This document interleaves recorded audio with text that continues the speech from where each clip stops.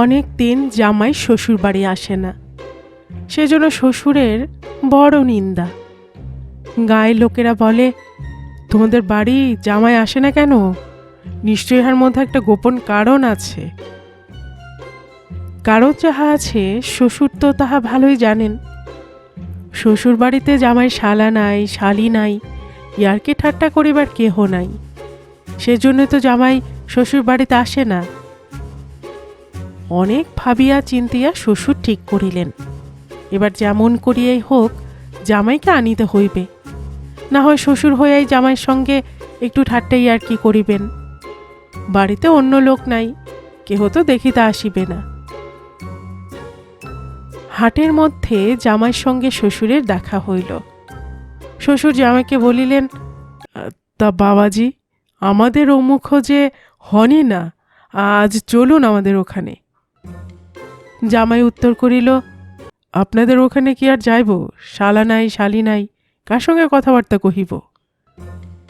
শ্বশুর মিথ্যা করিয়া বলিলেন, তা এবার ঢাকা হইতে আমার এক ভাইজি আসিয়াছে, কলেজে পড়ে, সম্পর্কে তোমার শালি, তার সঙ্গে অনেক হাসি তামাশা করিতে পারিবে। জামাই রাজি হইয়া শ্বশুর বাড়িতে আসিল। আসিয়া দেখে ঢাকা হইতে কেহই আসে নাই, শ্বশুর তাহাকে ফাঁকি দিয়াছেন। জামাই ভাবিল, আজকের দিনটি মাটি হইল। শ্বশুর যাহা ভাবিয়াছিলেন তাহা তো তাহার মনেই আছে। আহারের সময় হইল। শ্বশুর বাড়ি আসিয়া জামাইরা শালাশালি লইয়া এক থালায় ভাত খায়। শ্বশুর তার স্ত্রীকে বলিলেন, দেখো, বড় থালাখানায় আজ আমাদের ভাত দাও, আমি আর জামাই এক থালায় ভাত খাইব। শ্বশুর আর জামাই একসঙ্গে এক থালায় ভাত খাইতে বসিলেন। নানা রকম তরকারি দিয়া খাওয়া চলিতে লাগিল। শ্বশুর ভাবিলেন, চালাকি করিয়া জামাইকে ক্ষীর খাইতে দেব না। তিনি জামাইকে বলিলেন, জামাই, খাওয়া তো হইয়াছে, এবার হাত ধোও।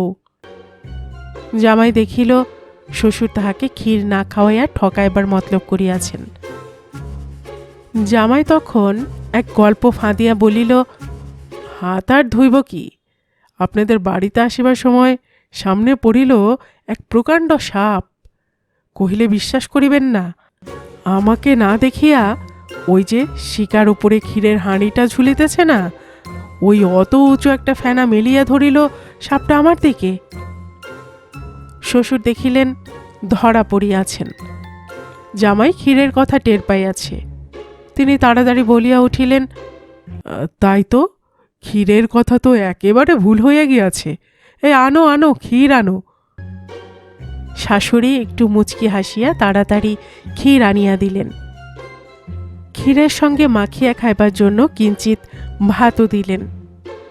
জামাই ভাবিল, শ্বশুর আমাকে ক্ষীর খাওয়া হইতে বঞ্চিত করিতেছিলেন, এবার আমি তাহাকে ক্ষীরই খাইতে দেব না। জামাই শ্বশুরের সঙ্গে গল্প আরম্ভ করিল। এখনকার কলিকালের কথা আর কি বলিব, বউরা স্বামীকে মানিতে চায় না। আপনাদের মেয়ে, যাহাকে আমি বিবাহ করিয়াছি, আমি যদি তাকে বলি এদিকে থাকো, সে চলে যায় ওদিকে। বলিবার সঙ্গে সঙ্গে তাহা দেখাইয়া দিবার অজুহাতে জামাই পাতের ক্ষীরটুকু নিজের দিকে টানিয়া লইয়া ভাতগুলি শ্বশুরের দিকে ঠেলিয়া দিল। শ্বশুর দেখিলেন ঠকাইবার মতলবে জামাই আমাকে ক্ষীর খাইতে দেবে না। আচ্ছা, দেখাইতেছি। উপদেশের ছলে শ্বশুর জামাইকে বলিলেন, তা বাবাজি, তোমরা ছেলে ছোকরা মানুষ, মিলমিশ হইয়া থাকো, মিলমিশ হইয়া থাকো।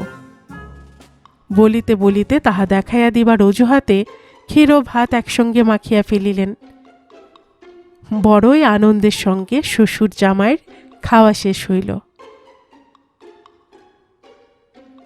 স্টোরি গল্প চ্যানেলে এতক্ষণ আপনারা শুনছিলেন পল্লীকবি জসীমউদ্দীনের লেখা একটি হাসির গল্প, শ্বশুর জামাই। আর এতক্ষণ গল্প পাঠে আমি আপনাদের সঙ্গে ছিলাম রোমানা নূপুর।